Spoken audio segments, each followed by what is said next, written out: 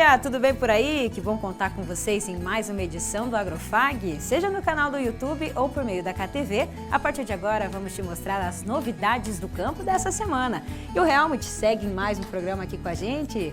Tudo bem, Helmut? Bom dia. Bom dia a todos que estão aí nos assistindo, aí, mais um programa. É isso aí. Vamos conferir então os destaques dessa edição? Vamos falar sobre o planejamento agrícola.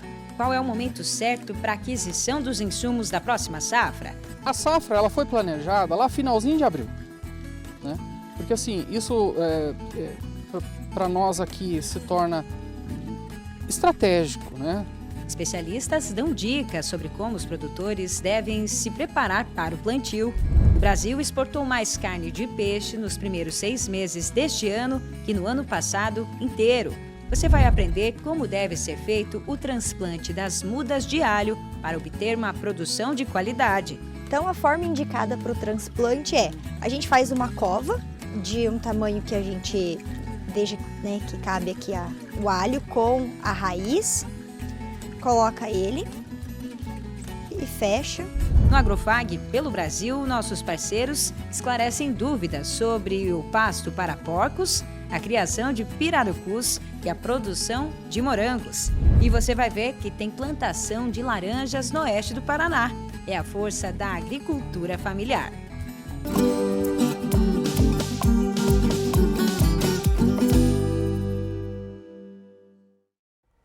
Helmut, olha só que imagem bonita que a gente tem aqui na tela. Que lindas essas laranjas, né? Que imagem bonita, né? É isso aí. E o estado do Paraná é o terceiro maior produtor de cítricos do Brasil, ficando atrás apenas de São Paulo e de Minas Gerais. E aqui na tela a gente também tem dados do DERAL, que é o Departamento de Economia Rural da Secretaria de Agricultura do Estado, que mostram que o Paraná cultivou em 2022 cerca de 29 mil hectares de frutas cítricas. E as plantações de laranja ocuparam 20.800 hectares, mais de 2/3 da área. A cidade que mais produz é Paranavaí, com 18,7% do total. E lembrando também que o Brasil é o maior produtor mundial de laranja, né? E São Paulo é o estado que produz 80% desse total. Olha só, é isso aí. E o que a gente vai mostrar agora é que aqui no oeste do Paraná também tem plantação de laranja. A reportagem é do Reinaldo Jaber. Nesta área de 4,5 hectares, em Nova Aurora, no oeste do Paraná, o que chama atenção de longe é o pomar com 2.000 pés de laranja, todos carregados e prontos para a colheita.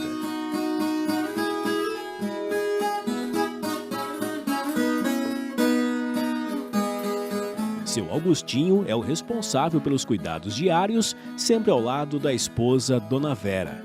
Comecei em 2008, em agosto de 2008. Através da Emater, quiseram fazer, os pequenos produtores eles queriam diversificar. Aí entrou de um lado, outro do outro, e falei, não, eu vou para o citro. Então, teve gente que chamou eu de louco, né, que aqui nem ia produzir, porque na época é muita doença e coisa, né? Mas mesmo assim encarei. E de lá para cá fui aumentando a produção, a quantia, eu tenho 2 alqueires e enchi todo de laranja. A minha maior atividade hoje é laranja. Tudo que eu tenho é 2 alqueires e está cheio de laranja. De várias variedades, né? Para eu ter praticamente o ano inteiro. Então eu tenho a folha murcha, que é a mais tardia. Aí depois vem a Valência, a Pera-Rio, que está na época de colheita agora. Aí a Par, que é a primeira que eu colho. Aí tem a Mexerica também, tem a Morgota, e é assim que funciona. O espaçamento de um pé para o outro foi feito de acordo com as orientações técnicas para garantir sempre uma boa produtividade, mantendo uma média de 5 metros. A adubação e os cuidados também não pode faltar. Tem que fazer o tratamento, a adubação, química ou orgânica, né, no caso. Tem o fungicida para passar na época certa. Tem a desbrota para limpar o meio do pé, para não ficar muito fechado, né? Para não dar ficar muito, quanto mais fechado o pé no meio, mais doença fica infiltrada. Então tem que desbrotar. Pode notar no caso da banda de cima ali, já foi liberada, já fizeram a desbrota, né? Esses aqui ainda não, porque está na época de colheita. Mas depois vai ter que fazer a limpeza dos pés. Para colher laranjas durante todo o ano, o produtor fez um planejamento cuidadoso, escolhendo variedades diferentes. Assim, quando a produção de um pé termina, o outro já está produzindo.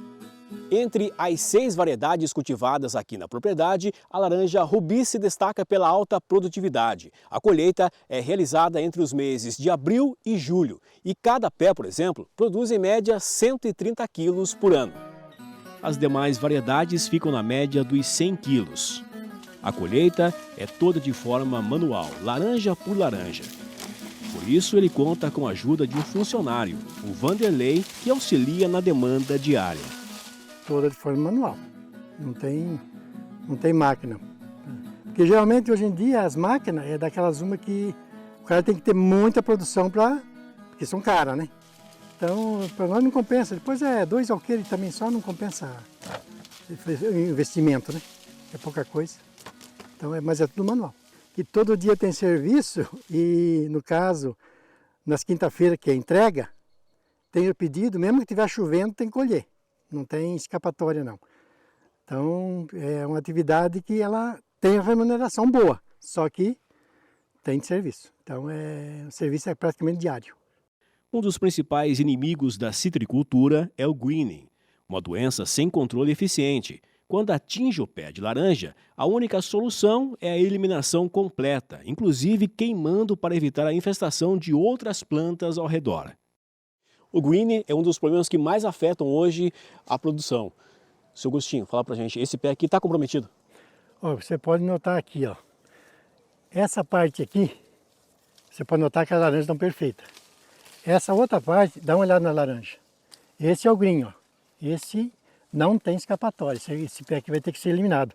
Assim que colhe as laranjas aqui, eu vou cortar ela embaixo. Porque não adianta eu cortar só essa parte afetada aqui, porque ela já está na raiz a doença. Então, eliminação total, não tem escapatória não. Então não tem outra solução.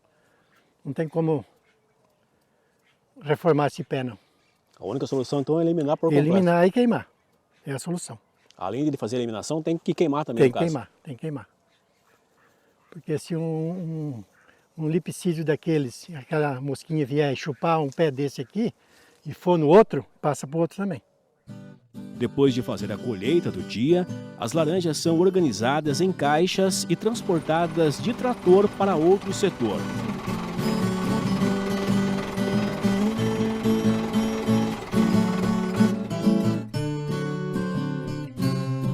Onde passam pela classificação e limpeza. Após a higienização, as laranjas são separadas e as que estão estragadas ou com defeitos são descartadas. Dona Vera faz o empacotamento de toda a colheita para a entrega final, que será no dia seguinte. Seu Agostinho pretende expandir o pomar e já está preparando uma área para o plantio de novos pés de laranja. Tanto é que tem uma área que já é mais velha, vou eliminar ela ano que vem, para preparar e plantar tudo de novo. Plantar novas mudas. No caso, um pé, assim, essa questão, ele é perene ou tem um tempo de produtividade e depois começa a cair? Segundo eu ouvi uma vez, eu não sei se é verdade ou não, mas é a média de 15 anos. 15 anos vai ter que... Então, eu acho que é o certo, porque as primeiras que eu plantei ali já estão bem desgastadas já. Um pouco doença, um pouco de idade, já dá para eliminar elas. Toda a produção é vendida para o comércio da cidade e da região, além de feiras e diretamente para o consumidor, atendendo a demanda de pedidos. O pessoal faz o pedido, no caso a Café de Cafelândia, que é a feira lá de Cafelândia, a Cooperafa de Nova Aurora, eu entrego para elas e elas entregam para as escolas, elas vendem também para mim nas cooperativas, né? E entrego particular. Qual que é a média mensal ou semanal hoje de produção? De produção, a média vai dar umas 80 caixas por semana de entrega. 80 caixas seria quantos quilos mais ou menos? Vai dar 1.600 a 2.000 quilos.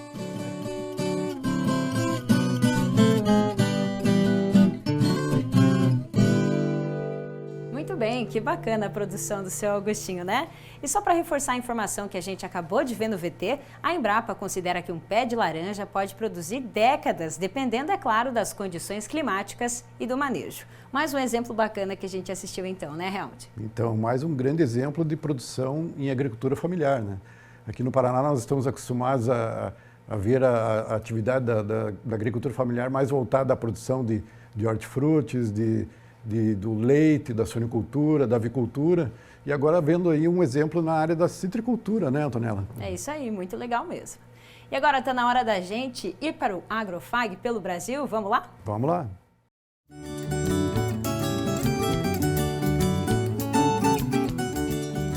A primeira pergunta que a gente traz aqui é sobre porcos Moura. O Valber assistiu à reportagem que exibimos mostrando um tipo de manejo na suinocultura onde os animais são criados livres no pasto. E ele perguntou assim, olha só, qual o capim para engorda de porco? Então, Valber, quem traz a resposta para a sua pergunta é o professor Marson, pesquisador da Universidade Federal do Paraná e especialista na raça Moura. Olha só o que ele diz. Estamos aqui no Centro de Criação de Suínos da Raça Moura, na Fazenda Canguiri, da Universidade Federal do Paraná, aqui em Pinhais, perto de Curitiba. E vamos responder uma pergunta sobre pastagens. Sou o professor Marson Warpechowski, professor do Departamento de Zootecnia, zootecnista.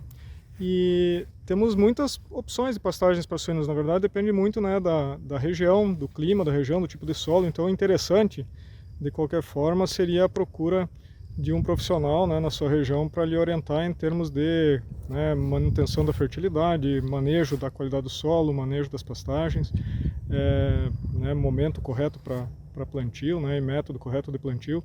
Então procurar um técnico, agrônomo, zootecnista que possa lhe orientar.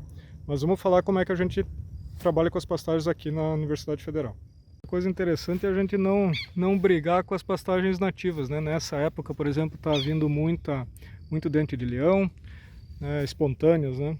Dente de leão, erva de pinto, né? Que estão nascendo aqui. Esses, né, os animais comem muito. Aqui tem o azevém, ele está misturado com, né, a gente não fica brigando com a vinda, por exemplo, de picão branco, que é muito nutritivo.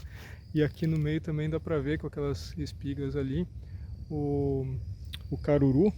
Tem o caruru manso, né, que tem baixo oxalato, que ele é muito interessante, de excelente valor nutricional, e a gente, né, não faz controle disso, muito pelo contrário, né, a gente estimula, até ajuda na ressemeadura tanto do caruru manso quanto do picão branco, né. Picão preto também é muito bom, nessa época agora ele já sementou e não tem mais, mas picão branco agora tá em estágio de florescimento aqui, ele tem um alto valor nutricional também. Aqui, por exemplo, está nascendo o trevo branco, né, no meio do quicuio, tem azevém brotando no meio também. Aqui, por exemplo, eles estão no que a gente chama de grama estrela, ela aguenta o pastoreio dos porcos, mas só que ela tem menor valor nutricional do que essas pastagens que tem um estolão grosso, né, que tem reserva aqui, que é mais macio. Então ela é boa por aguentar o pastoreio, né, e por sobreviver, né, ao pastoreio dos porcos, né, que eles já tá na hora de trocar de piquete aqui, né. Começou a secar já por causa do inverno, ela não rebrota tão rápido, né, mas quando rebrota ela fica assim, ó, a grama estrela. Esses são os piquetes que a gente está preparando agora para pôr os animais e que a gente plantou azevém, ó. Então o azevém foi plantado agora fazem 35 dias, né? E deu certo de ter chovido agora nesse período, então está quase pronto para se colocar. Mais umas 2 semanas a gente vai começar a fazer a rotação de animais nesses piquetes aqui, tem 4 piquetes. Então eu agradeço, espero ter podido ajudar. Fico à disposição para perguntas que envolvam raças brasileiras de suínos e sistemas de produção ao ar livre em pastagem. Até mais. Muito legal, a gente agradece ao professor Marson, que é parceiro aqui do Agrofag, e esperamos que a resposta dele tenha ajudado a orientar o Valber. Agora o assunto é a criação de peixes. O Arthur quer saber sobre o mercado de pirarucus. Ele assistiu à reportagem que fizemos em Nova Santa Rosa, mostrando a produção dessa espécie de peixes em estufas. E olha só a pergunta do Arthur. No Brasil, está tendo um bom mercado para carne de pirarucus? Alguém sabe me dizer os preços por quilo e regiões com maior consumo e o preço? Então, Arthur, quem traz a resposta é o Thales, engenheiro de pesca, que acompanha a criação de pirarucus aqui na região. Veja o que ele diz. Olá, é um prazer estar aqui e responder às dúvidas de vocês. Então, a primeira questão, que é em relação ao mercado do pirarucu, o maior consumo é na região norte do Brasil, por vários motivos. Dentre eles, é um peixe nativo da região, né? Então já está enraizado na cultura do pessoal, né? Do povo da região norte. É um peixe que eles já conhecem e é um peixe que eles são acostumados a comer desde pequeno. Então o maior consumo é lá, até porque o pessoal da região norte tem um consumo per capita anual em torno de 50 quilos de peixe por pessoa. É o maior consumo do Brasil, né? Sendo que a média brasileira é em torno de 10 quilos per capita. Então, por eles terem um hábito de alimentar-se de peixe e o peixe ser nativo, então o pirarucu ele é mais consumido na região norte. Mas o que está se destacando bastante e vem crescendo muito nos últimos anos é o consumo na região sudeste, principalmente pelo estado de São Paulo. Então é um peixe, pirarucu é um peixe nobre e está caindo no gosto do paulistano. Então hoje um dos maiores consumos é na região sudeste devido a peixe ser uma carne, esse pirarucu ser uma carne nobre. Quanto à comercialização, preço do pirarucu, devido à grande oferta e à maior produção ser na região norte, e os frigoríficos especializados estão naquela região, e com isso a oferta ela é um pouco maior, o preço também ele é um pouco menor. Aquela famosa oferta e demanda. Então chega-se a pagar normalmente nesse peixe lá na região norte, em torno de R$15 o quilo de pirarucu. Já em outras regiões no Brasil, onde não se tem frigorífico especializado para o abate do pirarucu, a gente consegue ver ali preços em torno de R$22 o quilo do pirarucu, em média, tá? Mas por ser uma venda spot, uma venda picado, como a gente se diz, né, como a gente fala, então esse peixe ele pode chegar aí até valores um pouco maiores. Muito bem, dúvida esclarecida então, e a gente também agradece ao Thales. O assunto agora é a produção de morangos. Olha só, essa aqui que está na tela é a Cleonice, ela é daqui do interior de Cascavel e buscou informações, assistência técnica para começar uma produção de morangos. E a gente exibiu essa reportagem algumas edições atrás aqui no Agrofag. Então a gente recebeu uma pergunta em relação a essa reportagem que veio da Ângela Almeida. Preciso de qual valor para investir? Ângela, quem traz a resposta, então, para sua dúvida é o mesmo engenheiro agrônomo que acompanha a produção de morangos da Cleonice, é o Heitor. Olha só. Olá, tudo bem, Ângela? Respondendo a sua pergunta, o valor que você precisa para se investir na cultura do morango vai depender de vários fatores, como os materiais e insumos que você tem disponível na sua região, próximo de você. Também vai depender do modelo de cultivo que você pretende ter, se é em ambiente protegido, em bancadas, no cultivo em substrato ou cultivo em solo. Então, normalmente é feito o cálculo do valor de investimento por planta. Esse valor vai variar de campo aberto, utilizando o sistema de túnel baixo, que é também a cobertura, tendo em vista material genético, ou seja, mudas de qualidade, insumos de qualidade, também os materiais proporcionando uma resistência e durabilidade no campo aberto, vai ser em torno de R$8 a R$12 por planta. Agora, quando falamos de estufas como essa que eu estou agora, ou iguais às da Nice, da última reportagem, esse valor vai partir de R$20 por planta. E esse valor vai aumentar conforme o nível de tecnologia ou de automatização que você queira implementar na sua estufa. O que justifica esse investimento é a durabilidade da estrutura. Então, estruturas resistentes, de qualidade, vai ter a durabilidade de até 20, 30 anos. Então esse valor é necessário ser dividido pela quantidade de tempo que vai ter a vida útil dessa estrutura.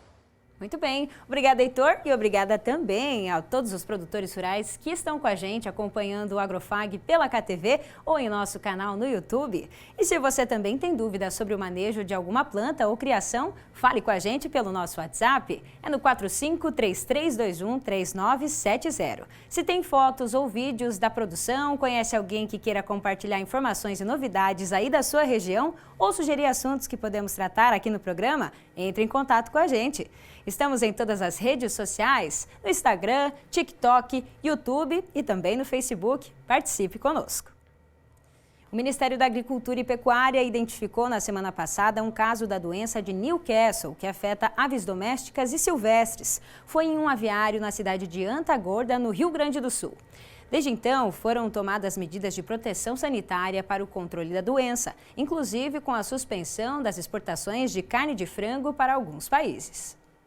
Para a gente saber mais a respeito do cenário, a partir da identificação desse caso de Newcastle e também quais são as medidas sanitárias que são tomadas, a gente vai conversar com o Luiz Rua, que é diretor de mercados da Associação Brasileira de Proteína Animal. Seja bem-vindo, Luiz. Bom dia. Bom dia, Antoniela. Bom dia a todos que acompanham o Agrofag. Sempre um prazer falar com vocês. Nessa uma semana em que as medidas ainda estavam sendo tomadas, as medidas de restrição aí para que a doença, não tivesse mais casos aí diagnosticados no Brasil, de que maneira isso afetou diretamente o mercado? Como essa restrição nas exportações de carne de frango para alguns países que recebem essa carne tiveram esse impacto? Como é que foi o impacto para o mercado e o que vocês esperam a partir de agora? Bom, obviamente, quando existe um caso de uma doença de notificação obrigatória à Organização Mundial de Saúde Animal, a OMSA, naturalmente há dúvidas por parte dos países, isso é legítimo. Então, desde o primeiro momento em que o caso foi notificado à Organização Mundial de Saúde Animal, todo o corpo técnico do Ministério da Agricultura, todo o corpo de negociação também desse mesmo ministério, as equipes do Ministério das Relações Exteriores, as nossas embaixadas, os nossos adidos no exterior, começaram a prover informações para os países importadores no sentido de que mostrar que era um caso isolado, como acabou se confirmando, e a partir daí, o Brasil começar a restabelecer essa confiança no nosso sistema sanitário. Eu acho que isso foi feito de maneira muito tranquila, com muita, como eu posso dizer assim, muita transparência também, e aí basicamente, boa parte dos mercados já voltaram a receber a carne do Brasil. É o caso da União Europeia, por exemplo, que na última sexta-feira, inclusive, já aceitou o critério de regionalização e hoje está, vamos dizer assim, proibindo a chegada em seu território apenas de produtos daquele raio delimitado dos 5 municípios ali do estado do Rio Grande do Sul, muito próximos a Antagorda. Isso também a gente está trabalhando em outros mercados que ainda, eventualmente, não aceitaram o critério de regionalização, é o caso do México, também da China, mas as perspectivas são positivas. Como eu disse, ter notificado o encerramento do caso na Organização Mundial de Saúde Animal, como foi feito ontem, é mais um motivo, vamos dizer assim, para que os países, as autoridades sanitárias dos países tenham confiança no Serviço Sanitário Brasileiro, de que foi de fato um caso isolado, e assim a gente possa logo restabelecer a totalidade das exportações, seja do Brasil, seja do estado do Rio Grande do Sul, ou mesmo ali do raio da área afetada. Muito bem, Luiz, obrigada pelas informações e parabéns pelo trabalho da BPA. Até a próxima. Eu que agradeço, sempre à disposição de vocês. Realmente, então, o que a gente acompanhou aí é uma situação que vai exigir muitos cuidados, né?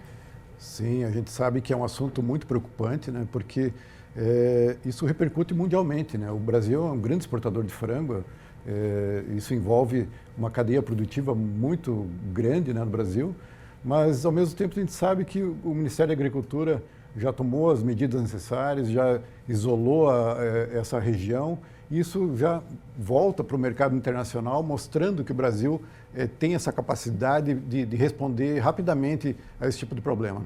É isso aí, e aqui no Agrofag a gente vai seguir acompanhando o assunto, né? O alho é um dos temperos mais utilizados na culinária brasileira, só que o cultivo dessa hortaliça requer uma série de cuidados, a começar pelo plantio. A semente que dá origem à planta é o próprio dente do alho, que para ter qualidade e produtividade passa por um processo de certificação, que o torna livre de doenças. Outra técnica importante é o transplante das mudas. É isso que a gente vai acompanhar a partir de agora. Para quem vai começar o plantio do alho, é necessário conhecer algumas técnicas, principalmente para obter um bom resultado. Para falar sobre isso, a gente conversa agora com a Isa, que é engenheira agrônoma e responsável aqui pela Fazenda Escola da FAG. Isa, eu quero começar o plantio de alho. Eu posso comprar esse produto no mercado e já fazer o plantio? Bom, para o plantio de alho, você não pode pegar aquele do mercado convencional e colocar ele direto no solo para poder consumir depois, né? O alho que a gente planta, ele passa por um processo que é chamado de vernalização. Então, ele fica ali em torno de 40 a 50 dias, entre 5 e 3 graus, para poder fazer o processo que a gente chama de quebra de dormência. Então, ele fica esse período, aí depois ele já começa o início ali da germinação. Aí é esse que a gente planta para poder consumir. Esse processo é feito direto do produtor que você compra, no caso? Isso. Hoje a gente faz a aquisição, né, direto aqui das sacas, com o pessoal do Rio Grande do Sul, e ele já vem vernalizado. Então lá eles têm uma equipe, né, que faz a colheita, passa por esse processo de vernalização em câmera fria e a gente faz a aquisição dele pronto, vernalizado. Chega aqui para nós e é só plantar. Como que é o ciclo do alho? O alho ele tem 3 ciclos, ele tem o ciclo curto, que é o de 4 meses, o médio de 5 meses e o longo, que vai de 6 a 7 meses. Aqui para a nossa região, o mais indicado é o de ciclo curto, então eu planto ele agora e daqui 4 meses e meio já estou fazendo a colheita para a gente aproveitar aí o período, né, mais fresco, um período de inverno. Qual que é a temperatura ideal, o clima ideal para fazer o plantio do alho? Para a gente fazer o plantio dele, o ideal é que esteja essa temperatura aí que a gente está passando agora, né? Um pouquinho mais frio, em torno de 10, 12 graus. Depois que a gente transplanta ele para o solo, ele já suporta temperaturas maiores. Então a gente prefere essa época aqui, agosto, que a gente tem 19, 20 graus, 22, que ele consegue se desenvolver bem. Isso, para a gente conhecer um pouquinho mais sobre as características, então, né, do alho. Fala um pouquinho para a gente conhece mais como dente de alho, né, popularmente. Fala um pouco para a gente de forma técnica. Bom, na forma técnica, a cabeça do alho, né, a gente chama de bulbo e os dentes a gente conhece ele como bulbilho. Então, tecnicamente é assim que a gente chama, o bulbo e o bulbilho, que a gente faz o transplante para o solo. Quando a gente faz a aquisição do alho, assim que ele vem nesse formato mesmo, de bulbo, a gente descasca ele, né, tira a casca e acaba tirando aqui essa casca. Quando a gente vai cozinhar, a gente também, né, retira. A gente já pode ver aqui, ó, que ele tá com o processo de germinação, já iniciou, essa daqui é a parte aérea dele. E aqui, a gente plantando, ele já começa a emissão das raízes, tá? Quando a gente vai transplantar o alho, o ideal é que seja em um substrato. Por quê? O substrato, ele já vem autoclavado, então tá livre de patógenos, de doenças, a gente tem um ambiente pronto que não vai atrapalhar ali o período inicial. Depois, preparou o substrato, tirou aqui o bulbilho do bulbo, a gente só coloca ele no solo para poder emitir raiz e finalizar ali a germinação da parte aérea. Uma parte bem importante que a gente preza, né, é o jeito de plantar ele. Por mais que a raiz ela vá sair aqui embaixo, a gente não planta ele com a raiz para baixo, porque daí a parte aérea ela vai sair para a lateral, vai ter mais gasto de energia. Então, o que a gente faz? A gente planta ele um pouquinho deitado para a parte aérea ficar bem para cima assim, e ele não ter gasto de energia desnecessário para a emissão da parte aérea. Esse é o ponto ideal aqui no caso? Se tem que aprofundar mais, como que funciona? Não, esse aqui é o ponto ideal, tá? A gente coloca ele ali só para a raiz ficar em contato com o solo mesmo, e aí deixa um pouquinho para fora, para a emissão da parte aérea, porque a gente precisa de luz, né? Então, fica um pouquinho para fora, mais incidência solar. Aqui nesse substrato fica por quanto tempo, mais ou menos? De 30 a 40 dias. O que a gente fez ali, que vamos transplantar hoje, ele tem 40 dias feito o plantio, e aí ele já está com uma parte radicular bem desenvolvida e a parte aérea também. Porque como a gente transplanta ele no inverno, é bom que essa parte esteja bem desenvolvida para ele não sofrer muito, né? Acaba sofrendo, mas ele tem estrutura para sobreviver à temperatura baixa. A questão desse substrato, você pode falar um pouquinho qual que é a composição dele, como que foi feito, como foi preparado aqui? Tá, o preparo do substrato, a gente compra, tá, esse substrato em casa agropecuária, pode ser qualquer substrato, e a gente umedece ele, porque o substrato geralmente ele tem ali alguns componentes, né? Ele tem solo, terra, vermiculita e alguns deles, que é o caso do nosso, ele tem um composto que é como se fosse um isopor. Então a gente umedece ele absorve água e depois vai liberando aos poucos para a planta que a gente transplantou. Então é só jogar ali colocar ele em qualquer ambiente, que nós colocamos na carriola, umedecer e já está pronto para utilizar, é bem tranquilo, bem fácil. Agora, durante esse período que fica aqui no substrato, é preciso fazer irrigação também? Quais são os principais cuidados? Isso. Enquanto ele está aqui, o principal cuidado é a irrigação, tá? Se você quiser, você pode fazer ali uma ou duas adubação nesse período de 40 dias. E a adubação normal ali, com NPK também comercial, que você compra em loja agropecuária. E ele fica aqui só com esse cuidado básico, tá? A gente não faz nenhum tipo de aplicação, o manejo é a irrigação mesmo. Daí uma irrigação diária. Depois desses 40 dias, então? Depois desses 40 dias, a gente vai para o campo para transplantar. Então vamos acompanhar a partir de agora. Vamos lá. Depois de 40 dias na estufa, a planta desenvolve raízes suficientes e está pronta para ser transplantada. Aqui foi preparado um canteiro com 50 metros de comprimento por 1 metro de largura para receber as mudas de alho. Depois de 40 dias na estufa, a gente já tem a raiz do alho bem desenvolvida. A parte aérea também, ela já está aqui com uns 10 centímetros. Então a gente já vai fazer o transplante dela aqui para o campo. Dessa semana a gente está com os estagiários do Colégio Agrícola de Toledo e Cascavel. Então eles estão participando dessa atividade, estão realizando o transplante e aprendendo um pouquinho sobre a cultura. A Isabelle faz questão de mostrar de forma detalhada o passo a passo do manejo correto do transplante da planta para o canteiro. Então a forma indicada para o transplante a gente faz uma cova de um tamanho que a gente veja, né, que cabe aqui o alho com a raiz, coloca ele e fecha. Pode apertar, não tem problema nenhum. E o indicado é que ele fique de uma forma bem ereta. Então ele precisa estar aqui com a parte aérea para cima de uma forma ereta. Dessa forma, a gente já transplanta o primeiro. O indicado também é um espaçamento de 20 centímetros entre as plantas, tá? A gente faz uma coisa bem manual, no olho.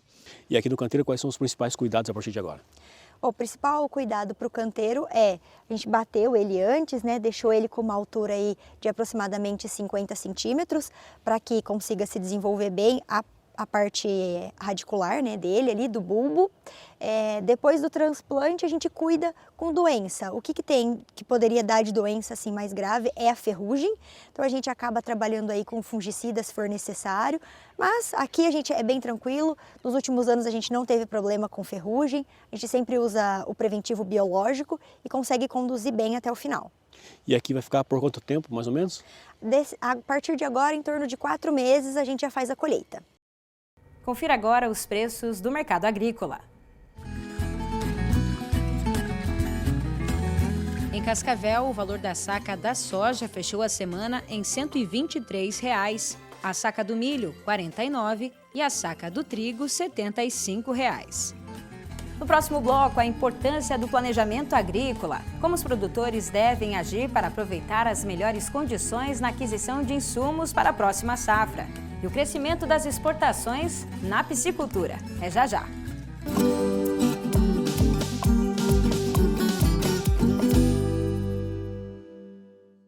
Vestibular agendado Centro FAG. Ingresso imediato para todos os cursos via segunda graduação, vestibular agendado, prova online ou nota do Enem. Inscreva-se e aproveite o desconto especial de primeira mensalidade. Passaporte 40+ exclusivo FAG. Acima dos 40 anos, sua idade é convertida em desconto na mensalidade. E o passaporte é válido até o final do curso. fag.edu.br/agendado. Centro Universitário FAG. Aqui você realiza.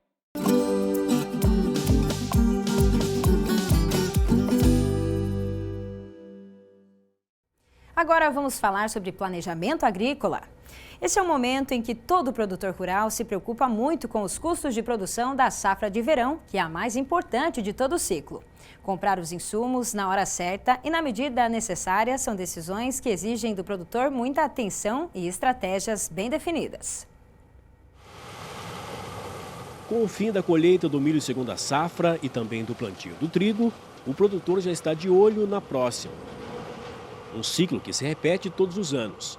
E para alcançar os melhores resultados, tanto de produção quanto de lucratividade, o planejamento com antecedência é essencial para calcular o melhor momento para a compra de insumos. O Alceu é um desses produtores que se adiantou. Em Espigão Azul, distrito de Cascavel, ele já adquiriu todos os insumos necessários para plantar 36 hectares de soja. A safra ela foi planejada lá finalzinho de abril, né?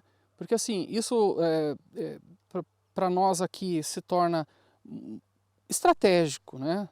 Dizer assim que, porque se deixar para a última hora, você tem problemas com preços, disponibilidade de produtos, de insumos e tudo mais. Até mesmo para se estabelecer como se vai manejar nessa área, né? Para o produtor, o planejamento também depende muito da assistência técnica. É preciso fazer análise de solo para investir apenas no produto certo e na quantidade necessária, sem gastar mais do que o recomendado. Nas contas do Alceu, os preços dos insumos comprados por ele no final de abril ficaram parecidos com os valores da safra passada. Teve algumas variaçõezinhas, mas basicamente o nosso pacote esse ano, que fechamos com a revenda, com a cooperativa, ficou mais ou menos muito semelhante ao ano passado. Tivemos assim troca do fertilizante, então ali podemos ter algumas variações, mas no geral o pacote ficou muito parecido com a última safra. Uma das coisas assim, que mudaram do ano passado para essa safra última agora, e de repente projetar alguma coisa para o ano que vem, é que houve uma redução do preço da soja. Então tivemos o mesmo praticamente custo projetado para o ano que vem, né? Vamos trabalhar mais ou menos com o mesmo custo, só que com um preço de mercado da soja menor que o ano passado ainda. Nesta outra propriedade, em Sede Alvorada, a Márcia está recebendo parte dos produtos comprados na cooperativa. Ela só vai plantar a soja em setembro, mas os fertilizantes já estão sendo armazenados no barracão. A produtora está sempre atenta aos preços de mercado. Todos os anos, assim que termina a colheita do milho, ela já inicia o planejamento para a safra de verão. Você tem que estar se programando sempre antecipadamente, né? Porque você não tem como você deixar na hora, porque você não sabe a oscilação dos preços, né? Como estava um preço bom, a gente resolveu adquirir. Sobre os valores, de acordo com a Márcia, o custo de produção vai sair mais caro. Ano passado, o soja que a gente colheu estava 150, 170. Esse ano, você fez uma base ali de troca a 120. Então, o custo é mais alto, né, em relação ao ano passado. Para o Flaviano, que é engenheiro agrônomo e diretor comercial de uma empresa da região, o produtor já definiu praticamente 90% dos fertilizantes e sementes que vai plantar na próxima safra. Flaviano ressalta que o produtor está cada vez mais informado sobre como adquirir os insumos para a próxima safra, inclusive digitalmente. Além de ter muito mais informações, né, o produtor está muito mais preparado. Né? E hoje a gente tem uma assessoria muito grande.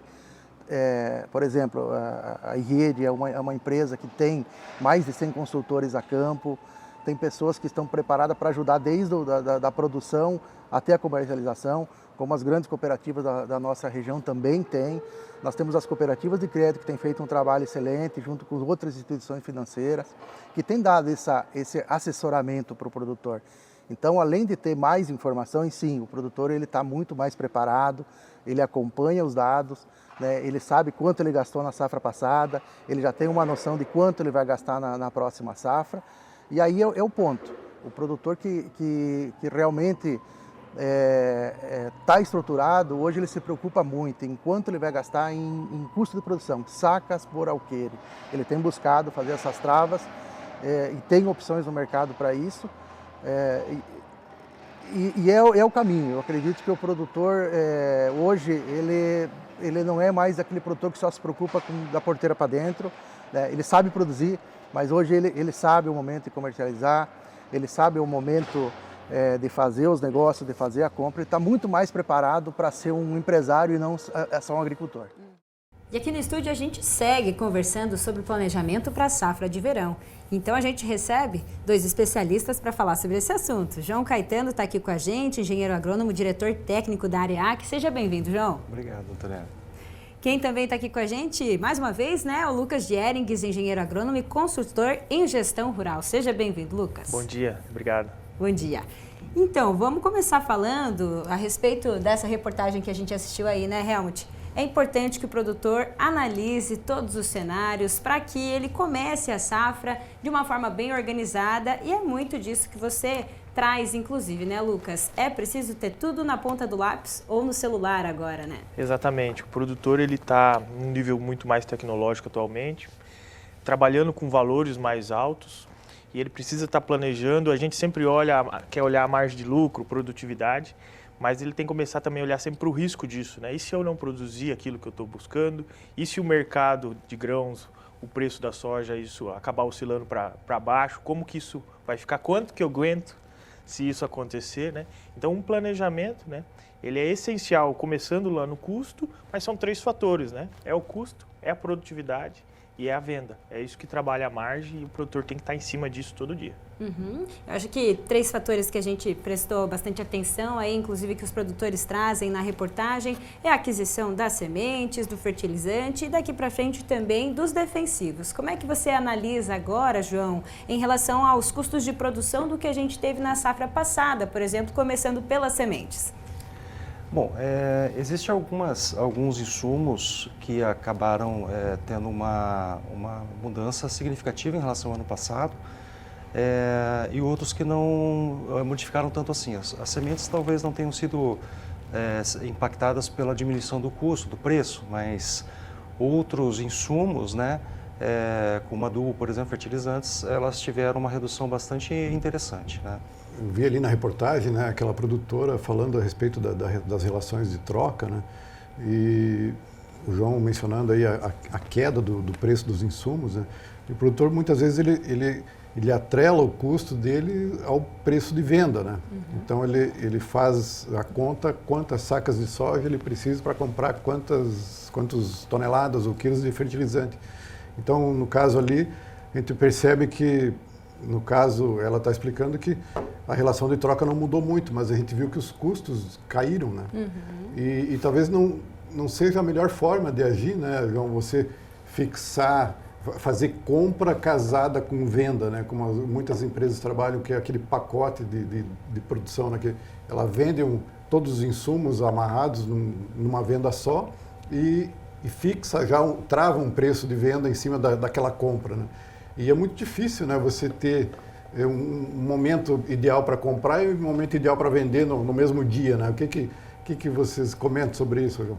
Eu gosto muito das relações de troca. Eu acho que é um parâmetro a ser seguido. Mas eu não gosto muito do modelo da compra de pacotes. A compra de pacotes engessa o produtor dentro de algo que talvez ele possa escapar para melhorar um pouquinho o seu custo. Eu costumo, pelo menos na minha vivência como agricultor, eu tenho um histórico de troca. Eu não sei como é que vocês também trabalham isso, mas entre 45 e 55 sacos de soja é o meu custo básico para a compra de insumos, né? Semente, adubo e defensivos. Quando a gente pensa nas relações de trocas que ocorreram nos últimos anos, que chegaram a 70 sacos no último ano, pode estar chegando a 60 sacos esse ano, a gente percebe que a relação de troca ainda está cara, né?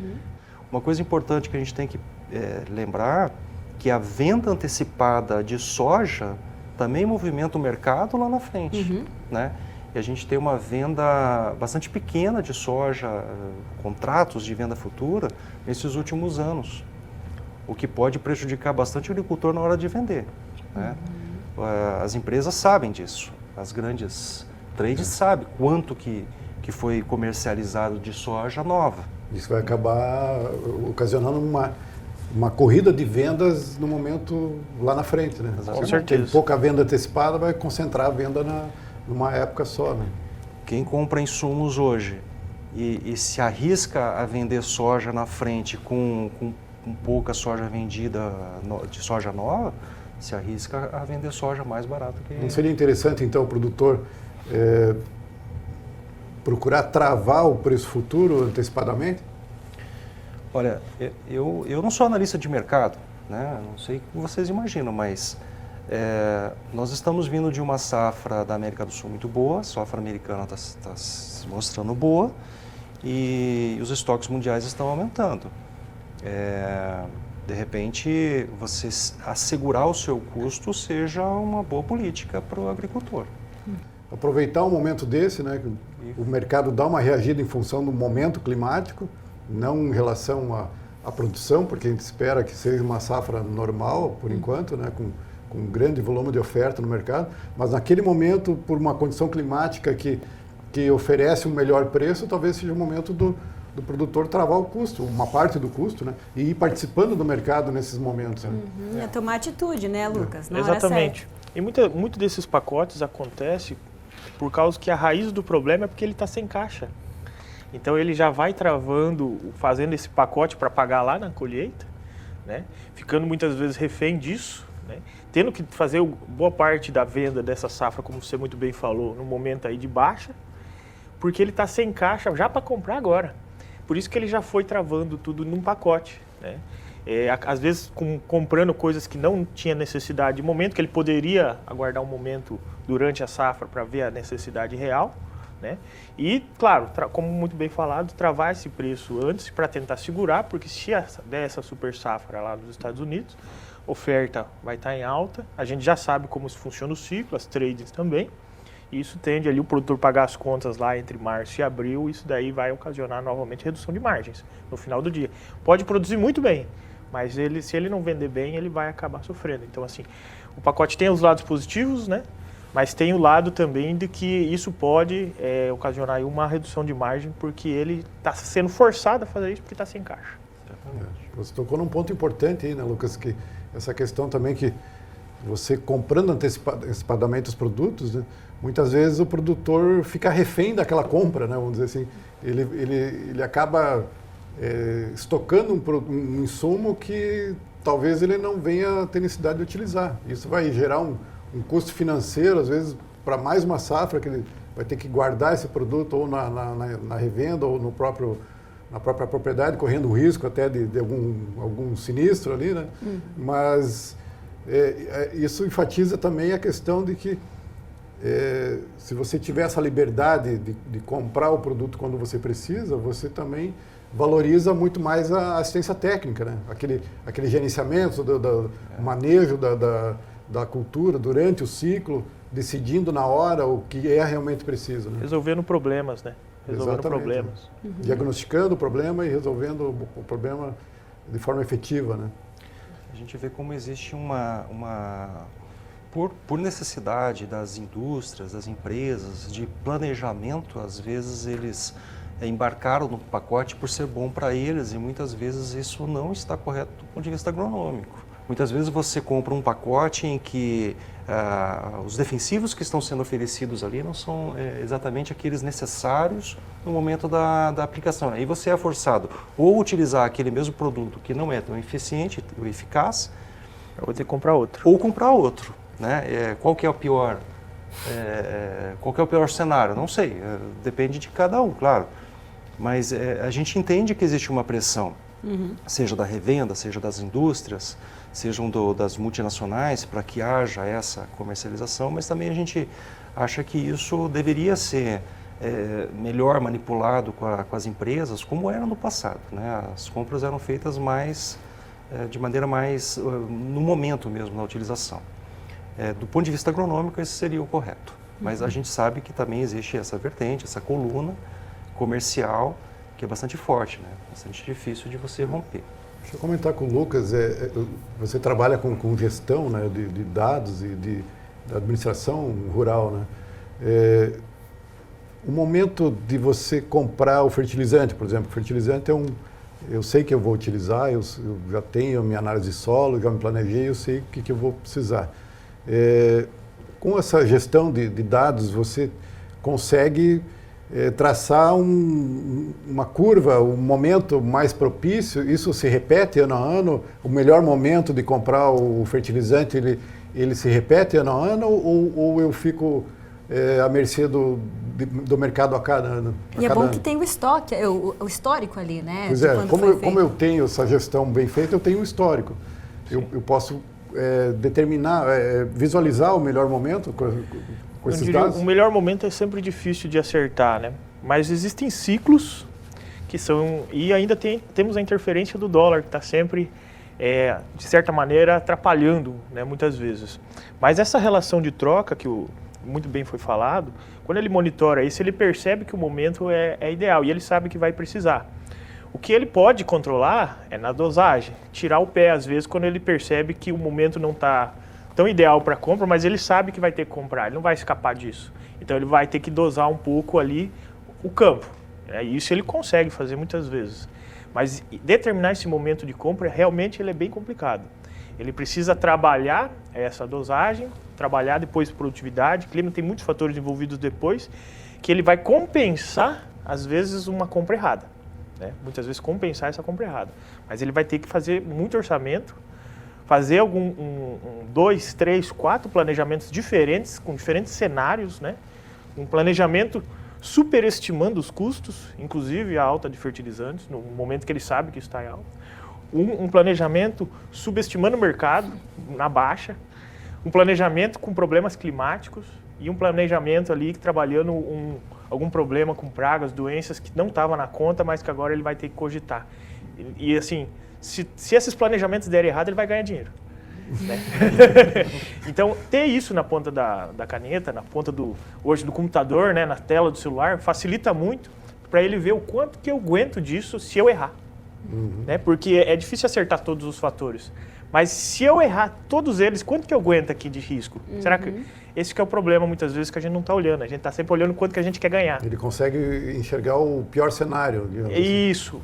Vamos olhar para essa realidade de uma maneira mais conservadora, fazendo 3, 4 planejamentos e vendo o que pior pode acontecer. Se eu começar a errar aqui, eu vou começar a ganhar dinheiro. Muito bem. Mais um bom bate-papo aqui, né, Helmut, sobre planejamento para a safra de verão. E a gente agradece aos nossos convidados por estarem aqui com a gente, né? Obrigada, João. Obrigada, Lucas. Até uma próxima. Muito obrigado. Obrigado a vocês. Vamos acompanhar agora como fica o tempo aqui na região nos próximos dias. Devido à presença de uma frente fria, a semana começou com tempo fechado em algumas regiões do Paraná. Em Cascavel, por exemplo, a indicação é de que pancadas de chuva sigam até amanhã. O volume será distribuído ao longo do dia e não deve ser intenso.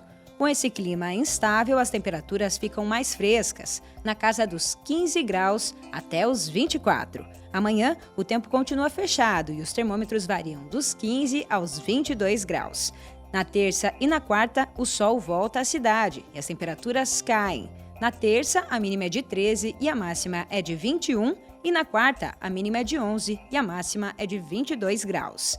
Em Guaíra, hoje o dia fica nublado, com chances de chuva. Os termômetros podem variar dos 16 aos 24 graus. Amanhã, a instabilidade ainda faz parte do tempo por lá, e o volume de chuva previsto fica próximo dos 10 milímetros. Entre terça e quarta-feira, o sol e o céu bem claro retomam a cidade, com mínimas de 15 e máximas de 25 graus em Guaíra.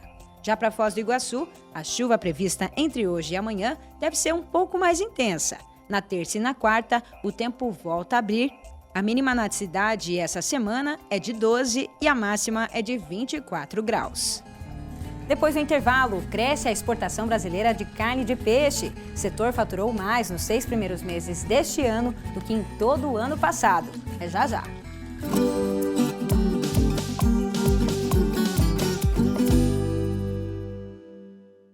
Colégio FAG Bilíngue. Somos uma escola sedimentada em valores familiares, focada na excelência da qualidade no ensino. Surpreenda-se com nossa estrutura padrão internacional. 120 laboratórios de ensino de última geração, hortas, fazenda, trilha ecológica, 8 parques externos e 2 internos, centro multiesportivo, auditórios e muito mais. Agende sua visita. Estamos prontos para receber você e sua família. Colégio FAG Bilíngue. A universidade começa aqui.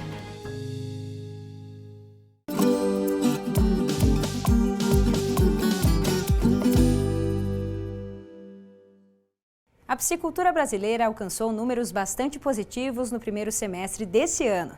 É que o valor até agora obtido com as exportações já é igual ao resultado alcançado durante todo o ano passado. É certo que as vendas para o exterior representam um percentual muito pequeno do volume comercializado, mas esse é um cenário que anima o setor, principalmente aqui na região oeste do Paraná, que é a maior produtora de tilápias do Brasil.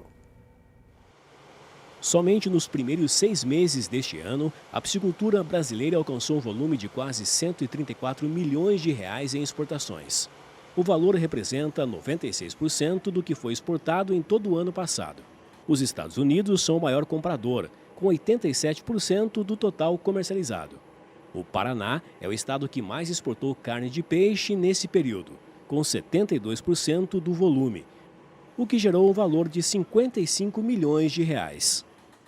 A tilápia se manteve como a espécie mais exportada pelo Brasil no segundo trimestre deste ano, representando 92% do total. Os números são reflexos de um cenário de crescimento constante nos últimos anos no segmento. Se o cenário é bom para os frigoríficos de peixes, é bom também para os piscicultores. O Paulo se destaca na atividade. Só nesta propriedade em Tupãssi, região oeste do Paraná, ele tem 14 hectares de lâmina d'água, distribuídos em 6 tanques e com a produção de 1 milhão de tilápias. Quando eu comecei, a minha primeira área foi lá em Palotina, onde eu residia e resido até hoje, né? Foi com uma propriedade alojando 400 mil tilápia, né? Aí depois, futuramente, com o passar dos anos, fui ampliando, né? Vendo que se trata de uma atividade muito atrativa em ampla expansão de crescimento, né? Então me despertou, né, o interesse por ampliar, né? Aí eu logo em seguida já adquiri mais uma área, né, com a capacidade de mais 750 mil tilápia. Depois, posteriormente, essa que nós estamos hoje aí, com a capacidade de 1 milhão de tilápia, e recentemente, aí, semana passada, mais uma nova área aí, com uma capacidade de 540 mil tilápia. Com a alta da demanda no mercado internacional, Paulo vê na exportação uma oportunidade para expandir ainda mais a produção. Com o passar dos anos aí, a tendência é aumentar cada vez mais essa questão da exportação, tomando o mesmo caminho que tomou o frango anos anteriores, né? Então, mas existe todo um processo de certificação para exportação, né? Que as empresas trabalham, né, diariamente aí para conseguir essas certificações aí para exportar, né? E a tendência é aumentar cada vez mais as exportações, até pelo alto consumo dessa proteína saudável lá no exterior, né? O crescimento da exportação também significa desafios. Questões sanitárias e genéticas são pontos que precisam ser melhorados continuamente. A integração com a cooperativa oferece ao Paulo a segurança e o suporte necessários para manter uma produção de alta qualidade. E a tendência é ir melhorando e buscando preencher esses gargalos que existem ainda na nossa atividade, né? Mas que com o passar do tempo também vamos conseguir atingir com certeza. Apesar dos números positivos, a exportação de carne de peixe do Brasil é muito pequena se comparado ao volume total da produção, que em 2022 foi de 860 mil toneladas. Desse total, apenas 2% são exportados. Para o Manuel Pedrosa, pesquisador da Embrapa Pesca de Palmas, no Tocantins, a tendência é de crescimento desse mercado. A produção ela tem crescido, né? A piscicultura ela tem crescido ano a ano, né? Com taxas aí superiores a 5% ao ano. Mesmo em momentos críticos, como a pandemia, por exemplo. E o setor ele passa a se transformar, a ser uma cadeia realmente assim, internacionalizada. Apesar da exportação representar muito pouco do que é produzido, ela tem crescido e à medida que a produção cresce, o setor ele tem que buscar novos mercados. Se você pega, enquanto a piscicultura exporta 2%, você pega, por exemplo, a cadeia de frango, esse valor é quase 30% da produção. Suínos também, mais de 20% é exportado. Então, o aumento dessa fatia da exportação, ela é natural, né? E começa a acontecer agora, a gente vê a exportação ganhando importância. E é uma realidade que já acontece em outras cadeias e também está acontecendo para a piscicultura. Helmut, então a gente vê que é um mercado com tendência de crescimento aí, né? Então, a gente sabe que o volume exportado é pequeno em relação ao que é produzido, né? Mas a gente percebe também que é mais um mercado se consolidando, né? Esse mercado externo, apesar de ser uma fatia pequena em relação à produção, mas é um mercado externo que vem crescendo. Como a gente viu lá atrás, quando o mercado de frango começou a crescer, a exportação também era muito menor do que é hoje, né? Então, a gente percebe aí uma tendência de crescimento firme nesse mercado de exportação de tilápia, né? É isso mesmo. E agora é hora de ver os preços da proteína animal no agromercado.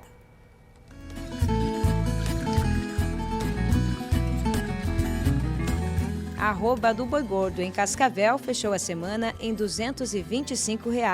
O quilo do suíno, R$ 6,03 e o quilo do frango, R$ 3,92. Agora tem recado para você que quer saber mais sobre cursos e eventos que vão ser realizados aqui na nossa região nos próximos dias.